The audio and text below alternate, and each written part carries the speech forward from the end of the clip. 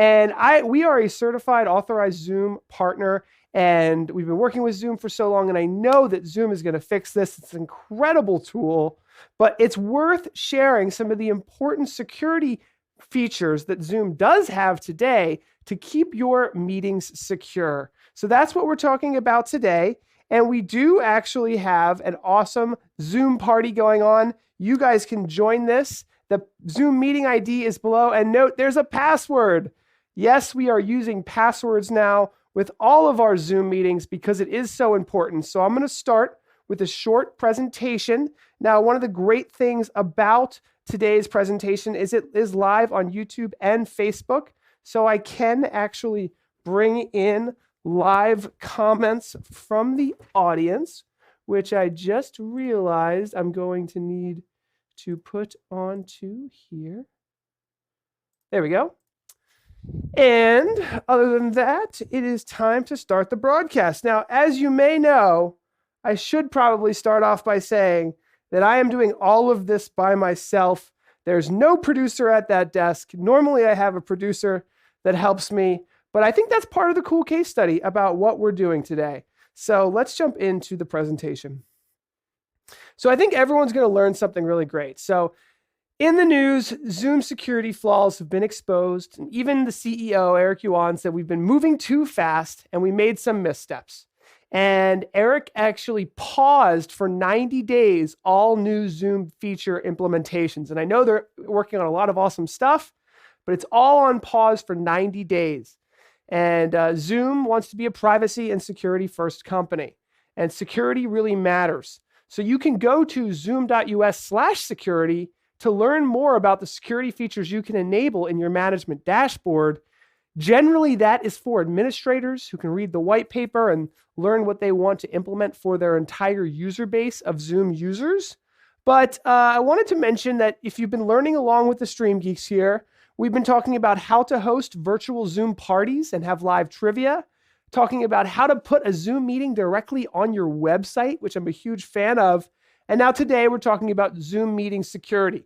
We probably should have talked about Zoom meeting security before we talked about how to host a Zoom party, but such is life. We were really excited about Zoom parties right during the quarantine here in the United States because everyone is at home and it's a great way to stay connected. Now, our upcoming videos will be on how to control PTZ Optics and HuddleCam HD cameras with Zoom. It's a great feature, and that will be coming out on Wednesday. Now, something to consider if you're any organization, whether you're an entrepreneur, you're a business, you're in marketing, you're in sales, how public or private is the information that you're going to present? Right now, what we're presenting live on Facebook and YouTube is very much a public presentation. It's a public announcement. It's not a private webinar. It's not a private meeting. We're not going to be sharing any private information that we can't share with the world in this meeting.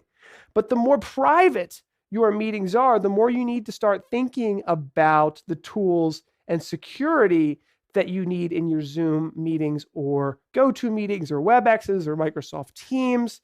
Now, then again, you may be able to use these tools together. And that's kind of the point of this slide, is to say that you may have a public announcement and then you may have smaller breakout sessions or a private webinar for shareholders.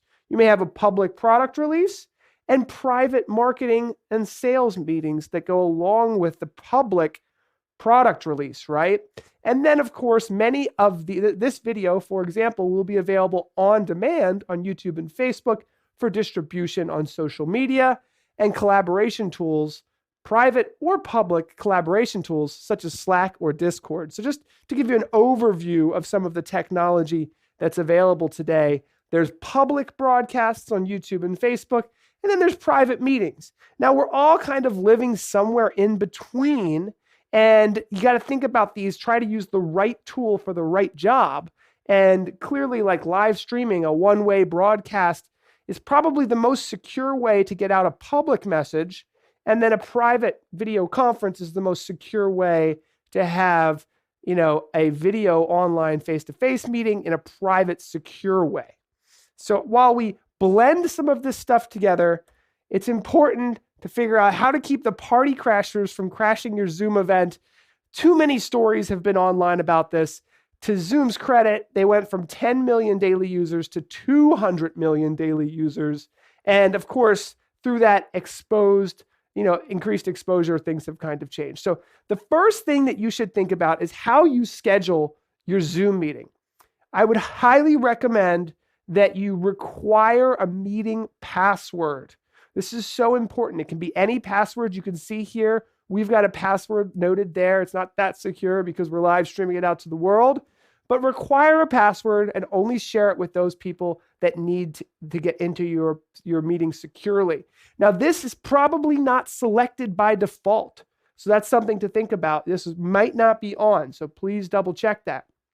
Now, down below are the advanced security options for scheduling, and you can turn on something called a waiting room. You can enable it or disable it. Now, what this allows you to do is have a room that people have to go into before they get into your private meeting room. It's a waiting room. So you can see who's in there, and you can admit into your room whoever you feel comfortable letting in. Now, the other options here as well is you can mute participants upon entry. You can have higher level security by only allowing folks in that authenticate with Zoom, for example. And these are just some great things. I always have join before host enabled because if I'm running a little late, I want people to be able to join. But from a security perspective, you might not want that on. Now, a lot of people might not know this, but you can lock your meeting. And I talked to a lot of houses of worship about this. It's similar to closing the doors at church on a Sunday. If you're hosting your Sunday service with Zoom to communicate with everyone, you can lock that meeting and, no one is allowed in after that meeting is locked. So I really like that option. This is found in the Participants tab of Zoom, and there's a couple options you should take into consideration. One is muting participants on entry. So as soon as they come in, they are muted. You can allow participants to unmute themselves. Now, if you allow them to do that, they might unmute themselves and forget to turn their microphones back on or off. You can allow participants to rename themselves. I do not recommend this. If somebody comes in and they're trying to Zoom bomb you or trying to ruin your meeting by saying bad things or sharing inappropriate information, they may rename themselves multiple times and it's be difficult to figure out who they are. And they might try to impersonate someone. Now, you can play and enter chime, a chime, a ching or ding when someone comes in or out of your meeting. That's usually kind of annoying. And then, of course, you can lock the meeting.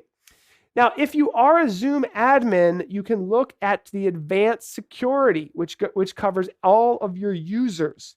But for this presentation, we're really going to be looking into the personal Zoom meeting settings that are set up by default, because that is where you can make sure some of the security is set up every time you schedule a meeting.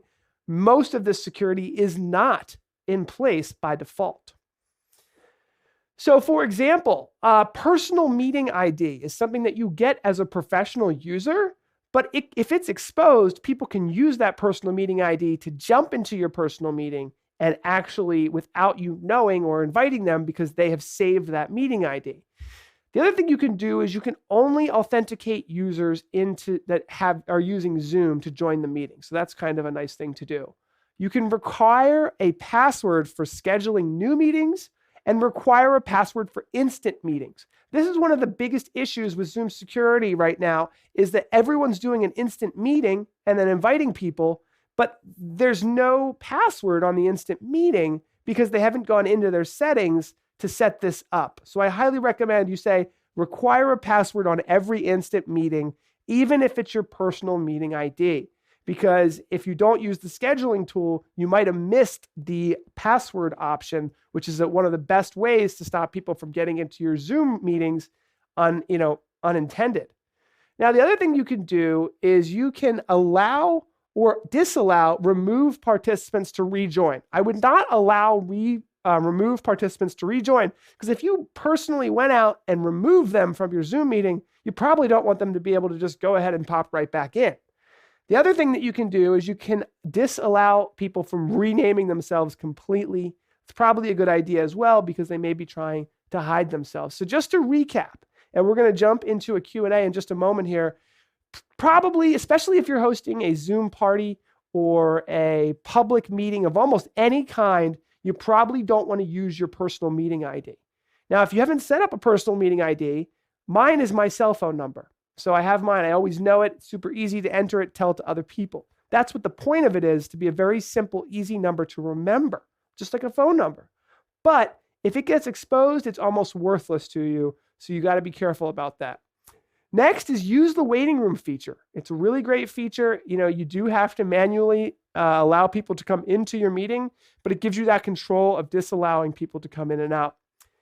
Next is probably don't want to allow screen sharing. Unless you know that lots of people in your meeting need to screen share, you might want to just disallow it completely so that no one uses that functionality to show something inappropriate. When you have everyone you think you need in your meeting, you can lock it. You can remove unwanted participants using the participants menu.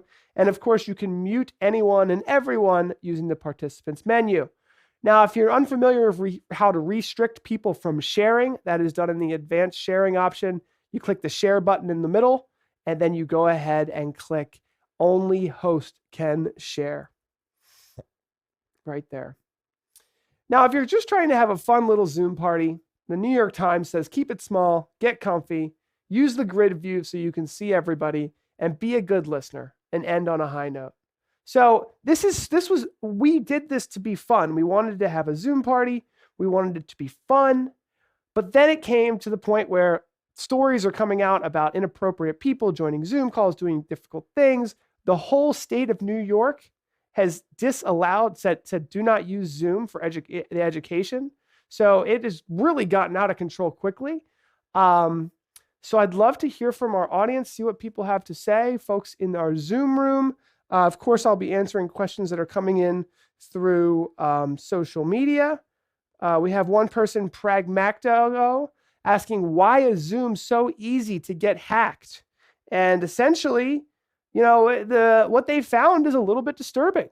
There was someone that went out there and was able to scrape, however they did it, I'm not sure, through Zoom and find hundreds of meeting IDs and information about, what the meeting was scheduled, when it was scheduled, and things like that. Some of the information was being passed to Facebook, unknowing to Zoom. So I would say it was definitely disturbing. I do not know how it was so easy for Zoom to get hacked in this way. But one of the reasons why it's so easy to get Zoom bombed is because people simply don't use a password. And so people type in a 9-digit number. There's 200 million conferences, daily users. So you have a pretty good chance of randomly entering a meeting that's supposed to be private. And then they don't have a password. You're in there and that person has ill intent. Maybe they share something inappropriate. I won't even go there. And your whole meeting has to be shut down because the host is not sure how to use the meeting participant panel to go in there and remove that person. And it becomes a freak out moment. And it's happened many, many times now. And it's unfortunate how quickly this has been exposed. And it's an issue. It's a major issue. So I felt the need to make this video because we've been telling so many people to use Zoom and host a Zoom party and use it for your podcast, use it for your church. God forbid somebody inappropriately gets into a worship session. So that is why we've made this video. And I hope that was helpful. Those are some of the controls that we have today.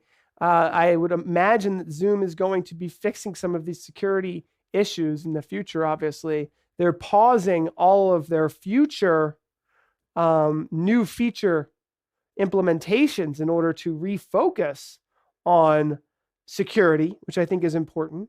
But the whole state of New York education system is saying do not use Zoom, use Microsoft Teams as a response to these security issues. If you'd like to chime in on the conversation, we invite you to use the raise hand feature, and then we will give you access to chat. That must have been a really big loss for Zoom, by the way. New York deciding not to use it anymore. Yeah. No, I know. I mean, this is not good. I mean, the FBI is literally looking into it. So it's not good. It's understandable though, especially attacking children. Yeah, and I mean, to be clear, obviously Zoom is not trying to do that, but they have a tool that's being used in a way that unfortunately, unknowingly, teachers and folks who are just trying to have private meetings are getting exposed to the public. Some of that information, obviously, they want to keep private. That's why they're using a private video conferencing service. So it's unsettling to see something like this happen. Julia in the chat says, I believe it was just the New York City school districts, not the entire state. New York City school districts. Okay. Thank you for reminding me of that. Also in the chat, Matt Thomas says, we are currently hosting 70 Zoom meetings on campus right now. Wow. And where is Matt located? So Kyle Gunderman's chiming in saying our school district has also asked teachers not to use Zoom. So M12 Pop saying this is very useful. Yeah, it's interesting. Jim Teague is asking, what is the password? The password is 867-5309. And I told him the password and he's in. How's it going? Alan, we have unmuted you as well. Thanks for using the raise hand feature.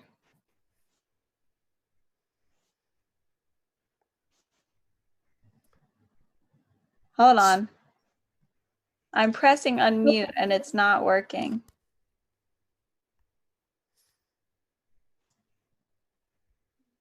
Hello, everyone. Oh, there, it worked. Yay. Hi.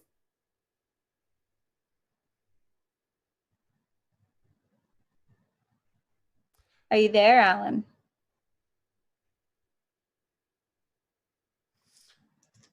All right. Well, one of the things that I wanted to do was I wanted to host a podcast today, and everyone is invited to join. The podcast is an open forum where we're just going to talk about using Zoom video conferencing, what it's like to use video communication tools while under quarantine, working from home, and how we all feel about security when it comes to online communications. So I'm going to roll this quick audio clip. Tess, you want to go ahead and record the podcast? Sure. 1 second here. We are recording. Oh, I got to hit the podcast button. Thought that would have unmuted itself. Hold on. Let's see here. All right. And here we go. Welcome to the Post Show Podcast with your hosts, Paul Richards, Tess Protesto, and Michael Luttermoser. Let's talk shop. Welcome, everyone, to this unconventional podcast. Today, we are live streaming like we normally do, but the difference is I'm all alone here in my studio. No one, my co-host, Tess Protesto, is working from home.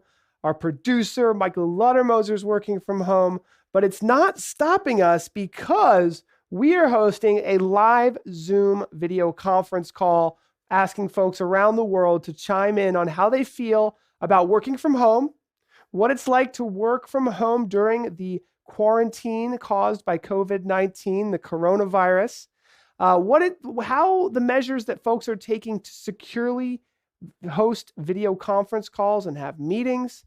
And I can already see one of our folks from Zoom right now working from home. The kids are in the background. It's not easy.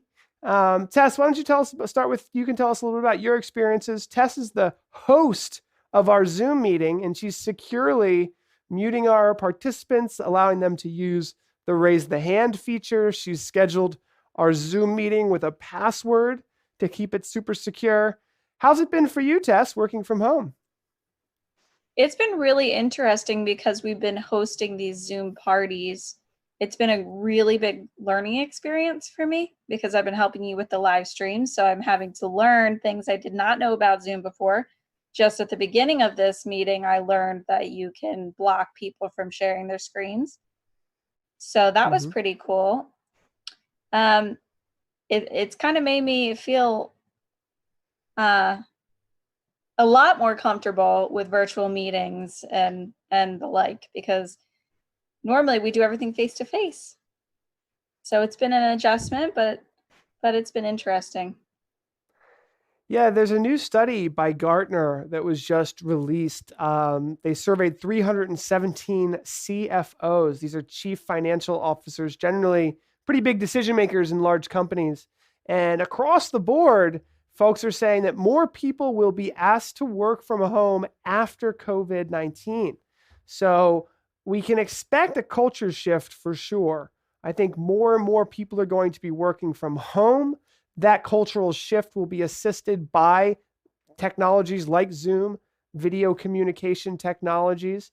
And I'm interested to hear what folks at home, people on our Zoom call, are experiencing this culture shift of working from home. Necessity is really the mother of invention. We're all, it's necessary for us to communicate and stay connected. And we have been a big proponent of Zoom parties and live streaming and getting your message out to the world, which helps with business continuity. I believe is the word. Continuity. Thank you, Tess. We also have Julia on the line. I'm going to unmute for you. Thank you. Oh, please. Yes, please. Hey, good afternoon, Paul, Tess, and everyone here today on the Zoom call. For me, it's been sort of a unique situation because we've been fully fledged into homeschooling. So the Zoom security side of things has been interesting to see because my oldest daughter's in high school and regularly Zooming with her teachers, and there have been disruptions with, outside interference, people Zoom bombing.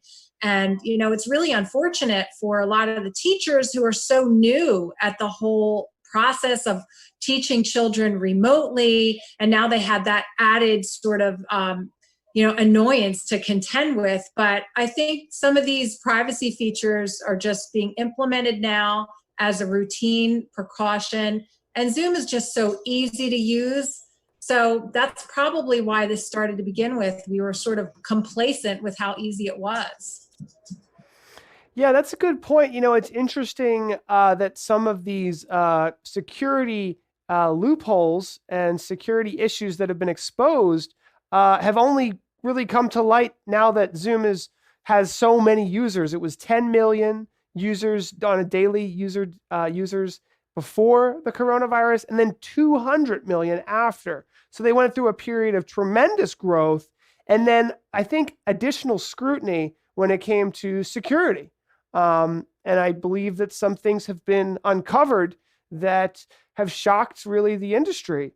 Zoom had such a perfect track record. It was so easy to use, so affordable. Everyone's still, I think, as I mentioned in the live show, our company is an authorized partner with Zoom, and we've always supported them, and we still do to this day. I do believe that Zoom will fix these issues quickly, and they have already announced that they will pause all new feature implementations for 90 days, and that is no small announcement. I mean, that is a full quarter of new feature announcements that they're going to pause just to work solely on security. It seems like a great idea. I mean, what good is a private video conferencing tool if it's not secure? And I don't want to point fingers. I mean, obviously this is a complicated issue, but that does seem like the top priority. Alfredo's here, and I believe he wanted to chime in. Hi, Alfredo. How are you? Hey, Paul. I know I'm in your OBS group a lot, and I try to contribute, but there's so many, a lot of well-knowledge people about OBS. I've been in 2 private Zoom meetings with churches. The first one I was in, they were Zoom bombed like right away. It's like, oh my gosh. And the second one was okay, but their passwords were so simple. I'm thinking, all right, that password is too simple to remember. So what are your recommendations if you are the host? I'm sorry, the Zoom admin. I think Tess is the Zoom admin. What would be the recommendation other than coming up with a complicated password? What other security features are there on Zoom? I don't use Zoom regularly. That's why I'm asking. Well, there's actually, so there's two parts to that question. There's actually a Zoom admin, and then there is a Zoom host. So an admin in Zoom, and Tess actually is both. Tess actually has admin capabilities in our Zoom portal, if you will, our dashboard. And then she's also the host of this meeting. She's the only host. There's no co-host, but you can have a co-host. And I'll get to that in a second because that could be key for some of these situations. So, but just to simplify this, there's admins and there's hosts. Admins have control over everyone who is in their dashboard. So if you're a business and there's 1,000 employees, there might be 1 or 2 admins and then 1,000 users. And each user can be a host. So each user can host Zoom meetings. And every user in the Zoom meeting can only host 1 meeting at a time. So you can only have 1 meeting. You can't run 2 meetings at a time, just 1. Now, as a host, you have a bunch of controls for security. The first thing is obviously to have a password. The next thing is you could set up a waiting room so that you can see who's coming in. They don't just Zoom bomb directly in. You can either allow or disallow them from coming in. Another thing that, especially for churches and other larger organizations who are doing important presentations, is if you click the attendees button at the bottom of Zoom, a window pops out and it shows you everyone in your meeting, whether they're a video attendee or a non-video attendee, and you can see whether they're using their microphone or camera. Now, at the bottom there, you can do things to affect everyone. So you can mute everyone. You can allow everyone to unmute their microphones or not give them that ability and force them to use the raise hand feature, which I really like, especially, for a higher education, for a teacher who is presenting to 200 kids or 100 kids or 50 kids. Having everyone answer at once generally doesn't help. And, the chat room could be really busy. So it's nice to have that raise hand feature.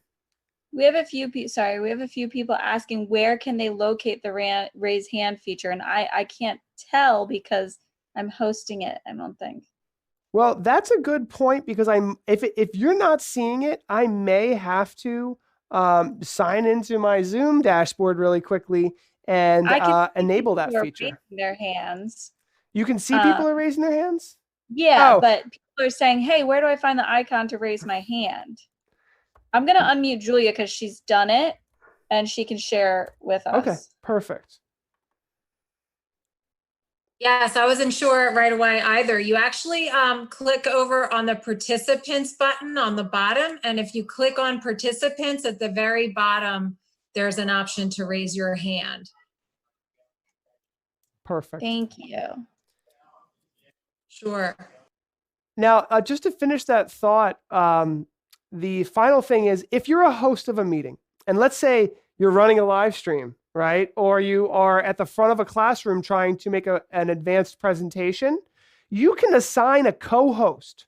So an assistant professor or maybe a substitute teacher. I know in my son's kindergarten, there's 2 teachers. So they're both hosts. There's a host and a co-host. As you can right click anyone's video and make them a co-host if you are a host. And that allows you to give someone you trust all of the advanced meeting control features that they would need to administer your Zoom meeting securely and manage the participants. So I always, if I have scheduled the meeting and Tess is there, I always make her co-host. Or if Tess schedules the meeting, she'll make me co-host so that we can share those controls and you can, focus, one person can focus as a moderator. And for a church, for example, you might want to make your worship leader the co-host because then they can handle some of those Zoom moderation features for you if you're the pastor and you need to get up on stage and deliver a sermon. Hey, Kelly. I just went ahead and unmuted you. Welcome. Hello, how are you? Doing Hi, well. Kelly. Long-time listener, first-time caller.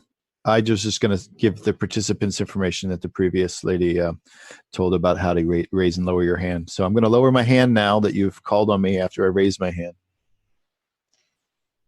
Love your Yay. little Star Wars figure. Yeah. Nice Sorry, background too, Oh. Kelly.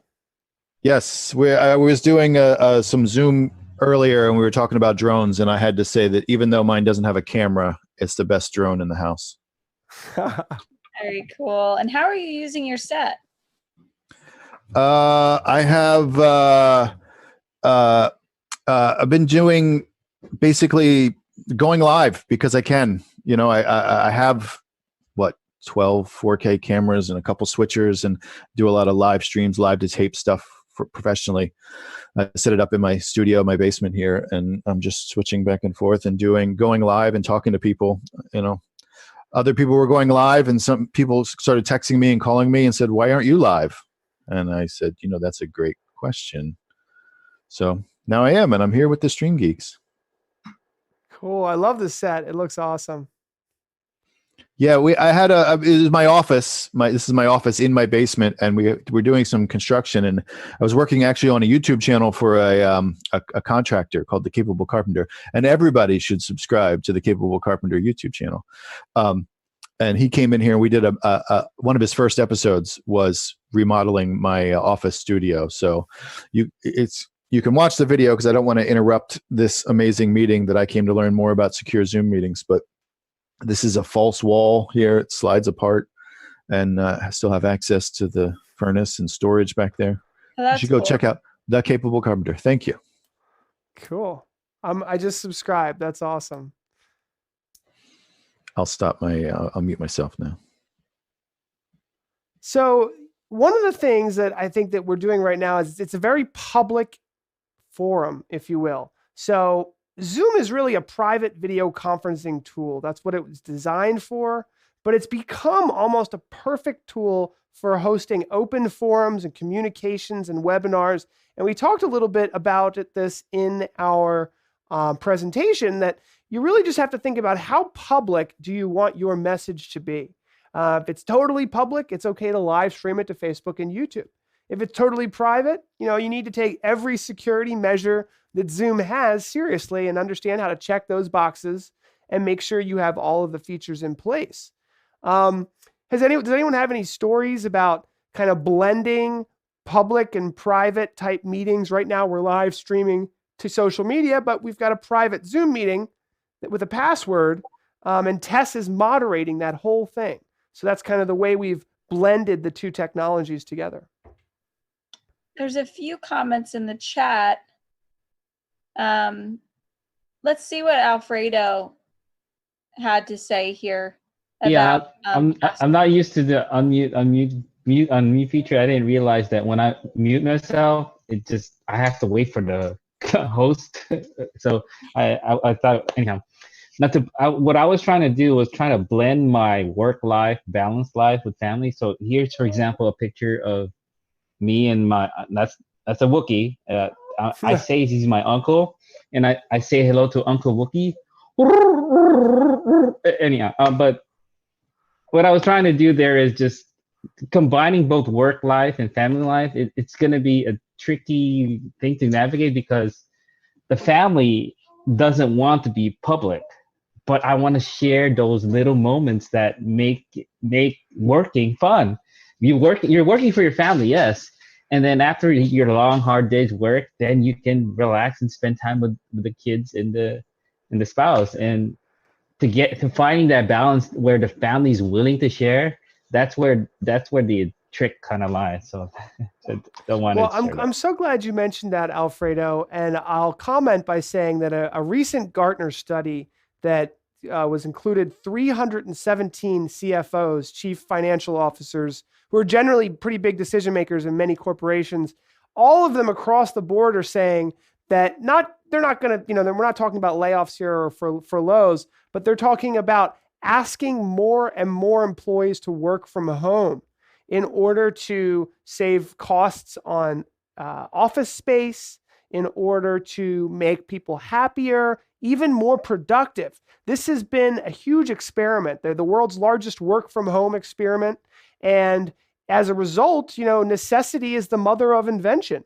And we've all really been forced to use video conferencing and, use these tools. How can we make them more secure? How can we become more productive? And I'd love to know what you guys think, but I've heard many, many stories about people who are saying, I'm way more productive at home. I do more work at home than I do at the office. There's less interruptions.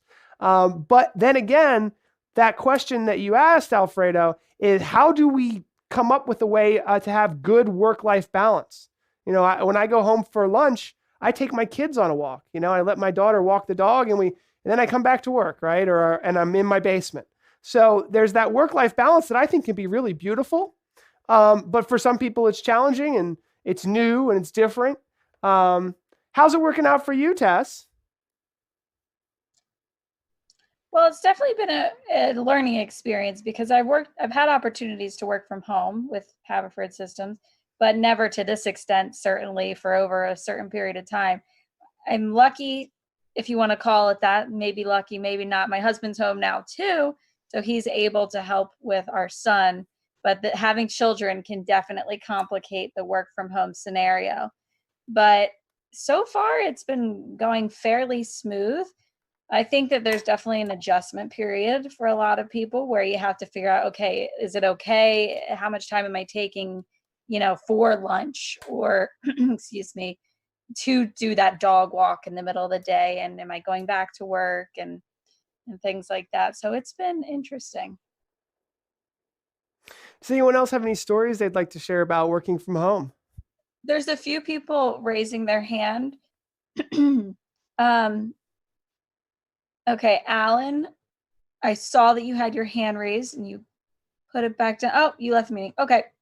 I'm just going to go to Jack because we haven't heard from Jack yet. Hey, Jack. Hi. Hi, Jack. Fuck!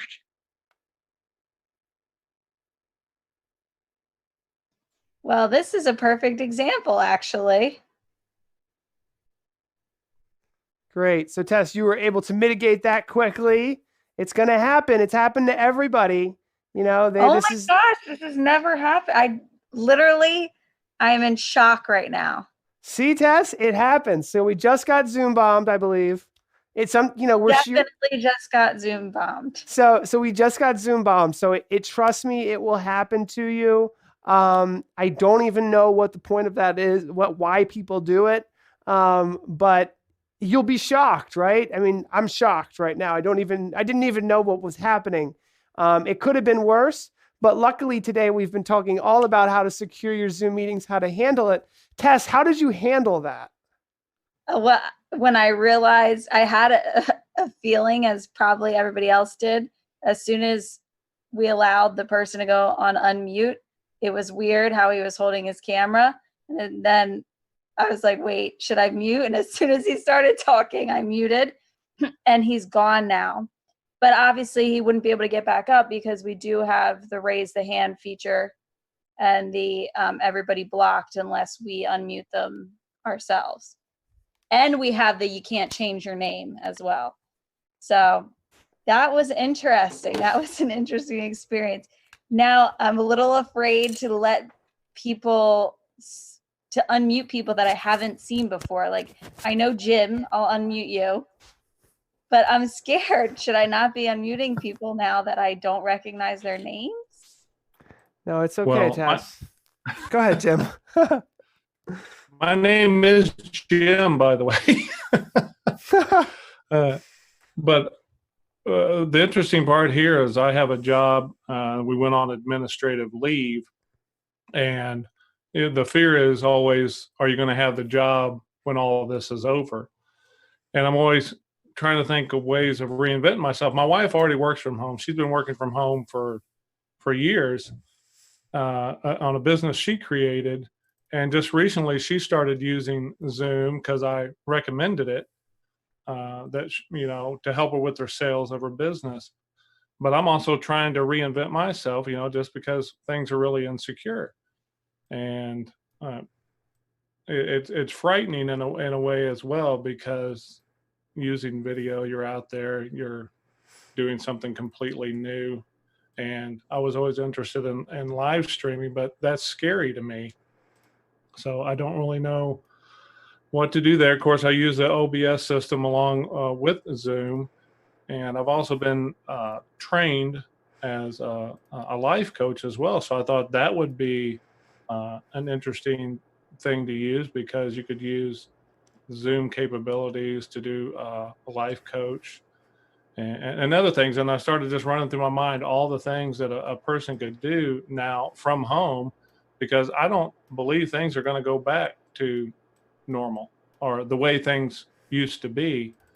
As far as schooling and stuff like that, I think a lot of people would get the taste of schooling from home or schooling from a remote location, and I think that will be the way for a lot of people. Maybe they won't go back to school or certain businesses. I have several people in my neighborhood that actually work from home, that are in nursing or accounting, and they work with companies that are completely across the other side, of the United States. So it's getting to be it's getting to be a video world, I think, and I don't think we're going to go back to it that quickly, because people now have a taste of it. So that's my 2 cents.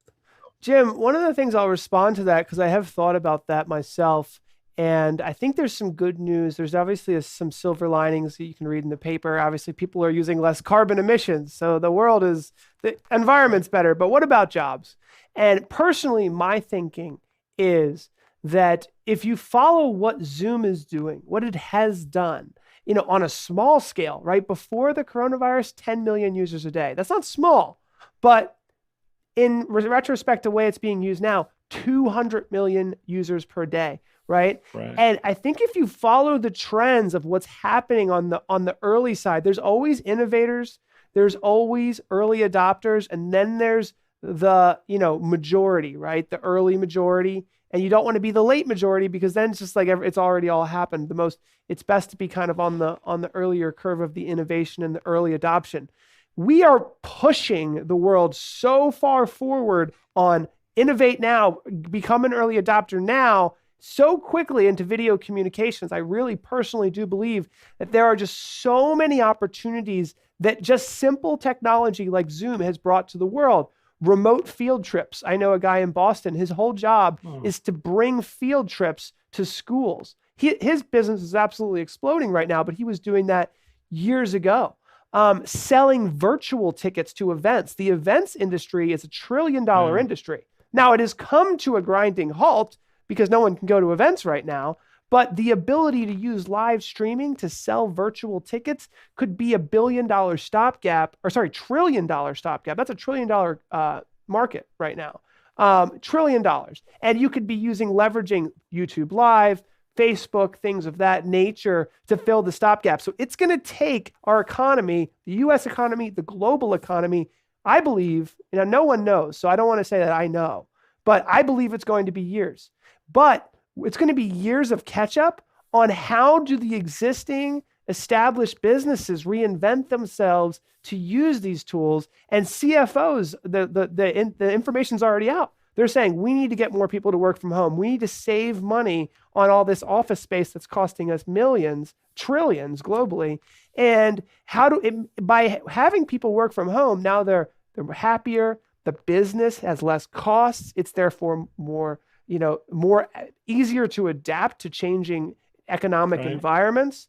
And so I think there are tons of new, like news reporting absolutely changed. You can go out with a backpack and go out and you can send that stream to CNN and they'll pay you for it, And so now CNN's saying, well, we don't need so many trucks to go out everywhere. We can just hire freelancers to do it. And the whole gig economy. I don't know if you've heard about Fiverr and different things, but the internet has brought up so much change.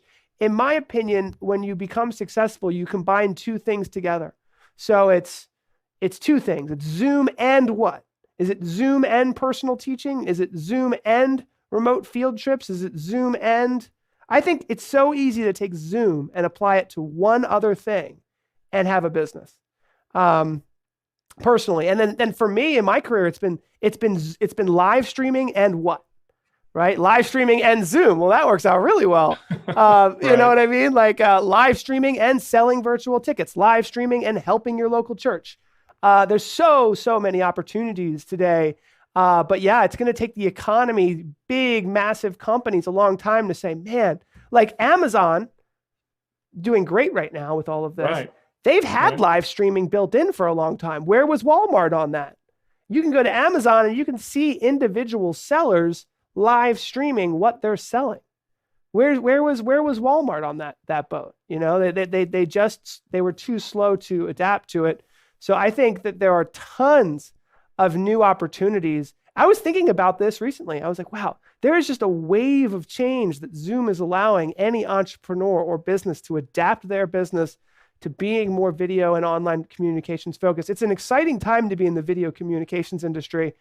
It's a scary time for a lot of businesses who are unsure how they can adapt. And I hope that our business does a good job of helping, because that's what we've been trying to do. If you followed us, all we do is create tutorial videos and try to spark the interest and insight of folks online. And I hope we do a good job of helping people navigate these difficult times. Yeah, and just two last cases in point. I'm out of the St. Louis area, and of course, all the local news here went to streaming the news from their house. They're all just, and that's the new norm, and nobody thinks any differently of it because they're all so connected with technology. They can easily do that. And I'm a graduate of a local improv place here, improv shop, and what they did, since they could no longer gather in public and do their improvisation, do their improv shows and everything, they actually took Zoom and started doing, live broadcasts of improv shows and improv skits using Zoom. And they said, if you could just go ahead and support us and buy tickets for our virtual shows.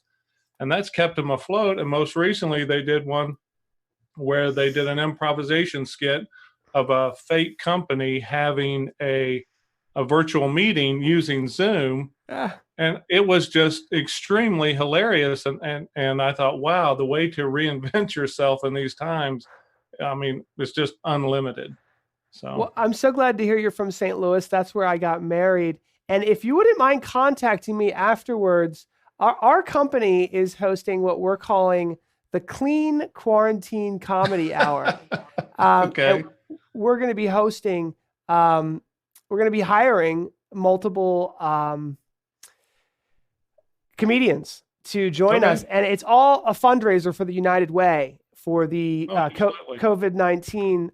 So we're going to use YouTube Live to accept donations. So you can use, if you donate through YouTube, it can trigger things like a confetti cannon or a bubble machine or, a balloon to blow up.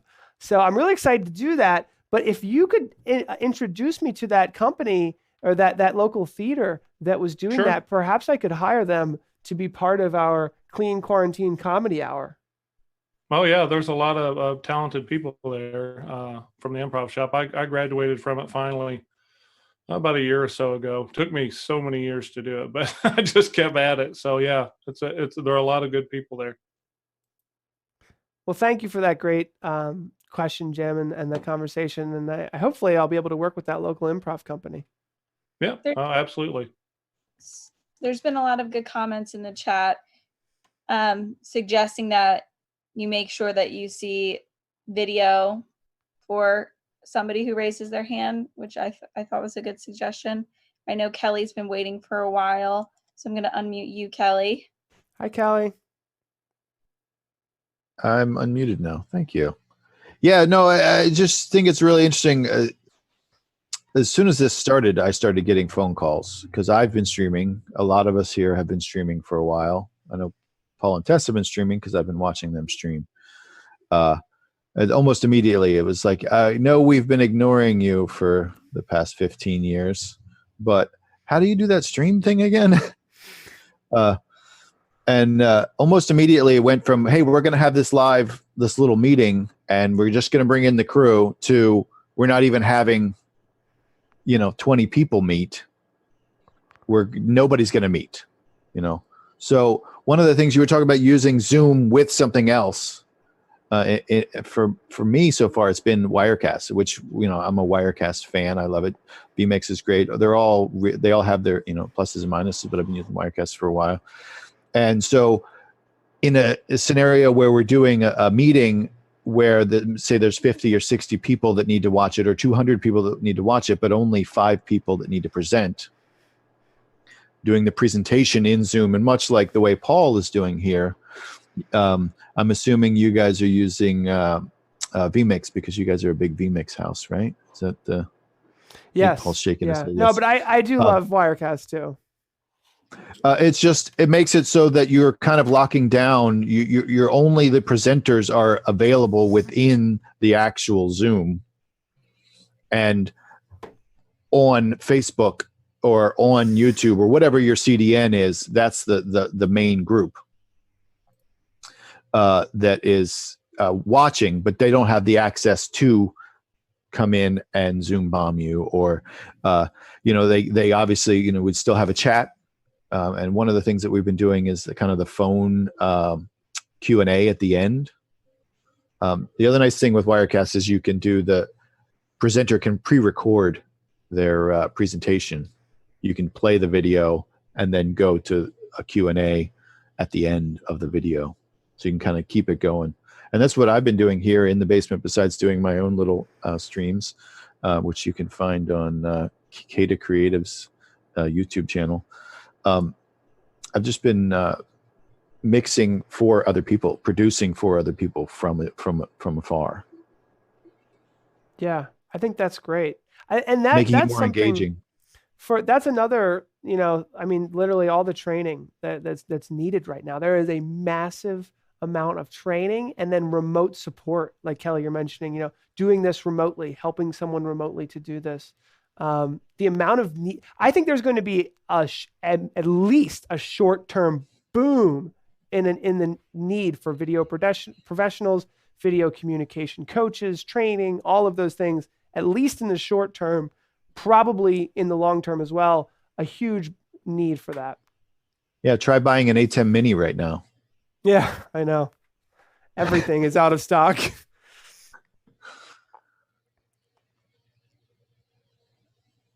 Tess, you're muted. You need to unmute yourself. Yeah. I went ahead and unmuted Alfredo. Been Hi, waiting Alfredo. to make a comment. Sorry, I'm using 2 machines and trying to watch the live stream, but I wanted to mention about adapting, and Paul has been a very, you know, early proponent of using live streaming video, and I've been slowly adapting because I don't have what they call the scale to ramp up my use case.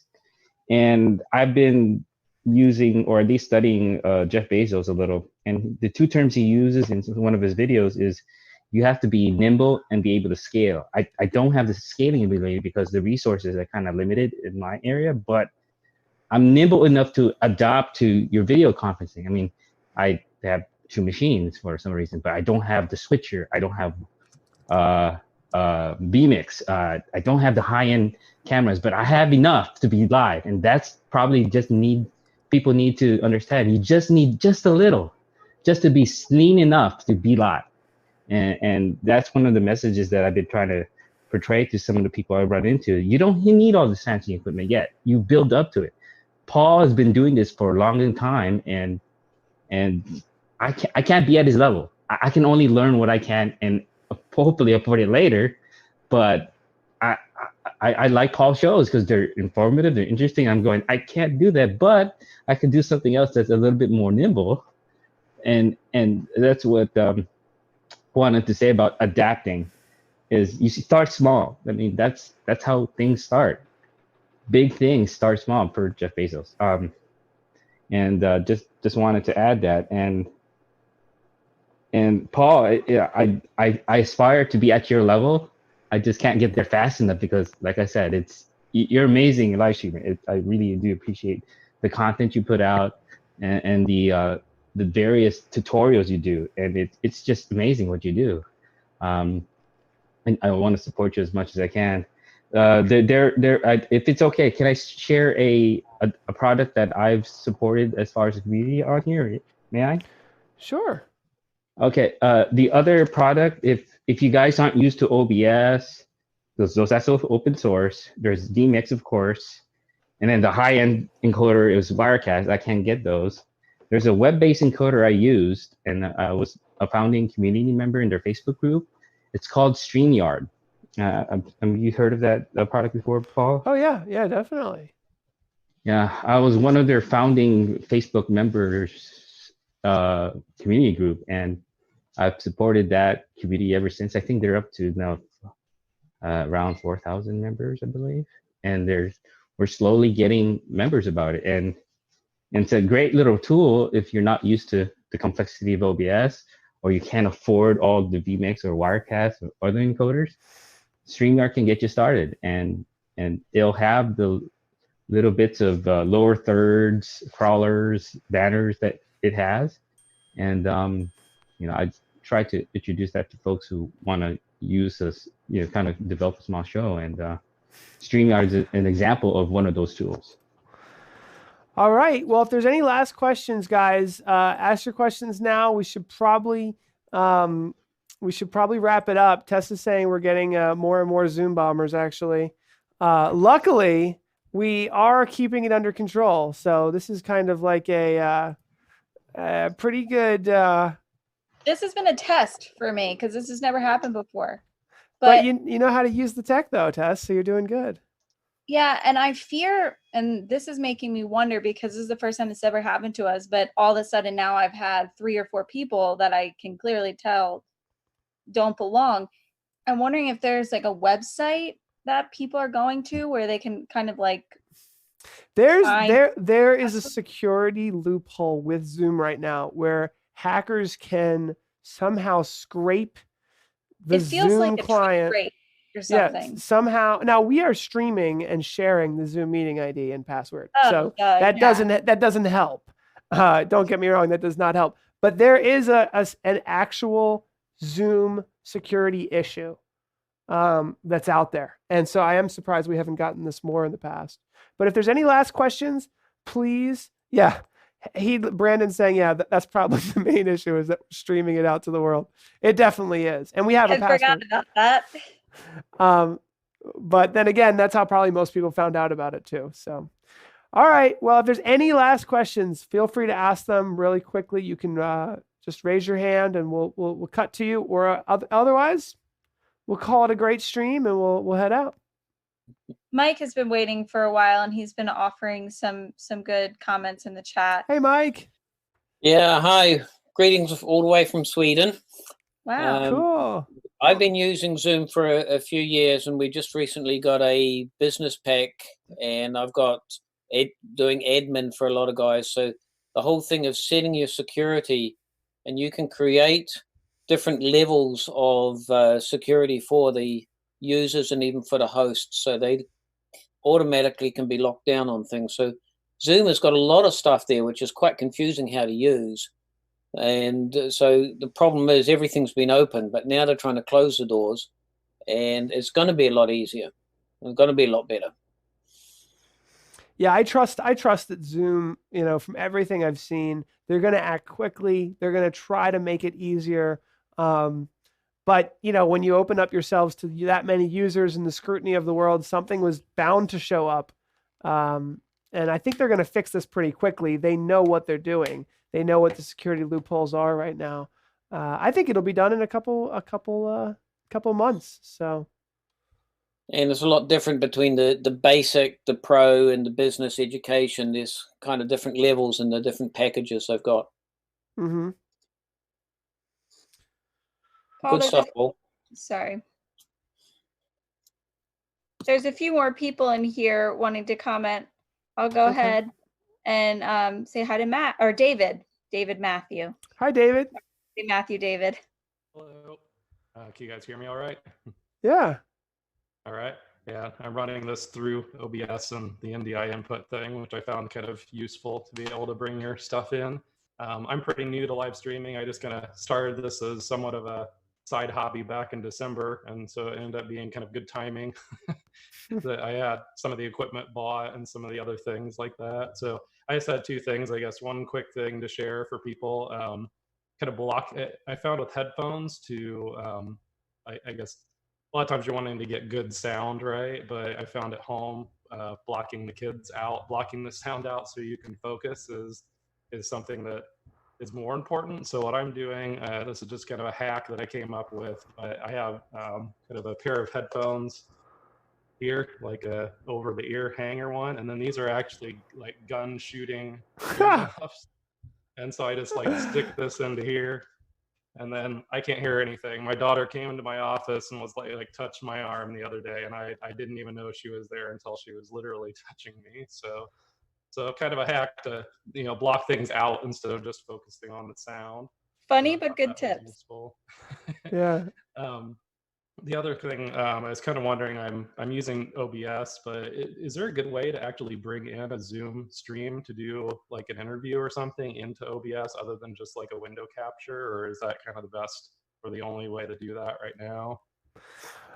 With OBS, yeah, I would suggest having a second monitor, capturing the monitor. I can show what we're doing here a little bit on my screen here. This is the way we've always pretty much done it. So I've got it over here, capturing it into our video production software. This would be OBS for you. And then you would use a virtual audio cable. So that's the audio thing a lot of people always have questions about. The microphone I'm selecting is coming out of my video production software into a virtual audio cable. And then the speaker out of Zoom actually comes directly from through another audio cable, which comes back in to the video production software. Okay, I thought you could probably do that with the audio, but the video I wasn't so sure about. I didn't know if a capture card from that second monitor, just kind of looping back in. But that's good. Thanks for the tips. Yeah, my pleasure. All right, well, we're going to wrap up the podcast. We're just a little bit over time today. Thank you so much for joining, everybody. Every Monday at 11 a.m. Pacific, 2 p.m. Eastern. It's a really fun show. Thank you. You guys really make it. So thank you for joining, everybody. Take care. Bye.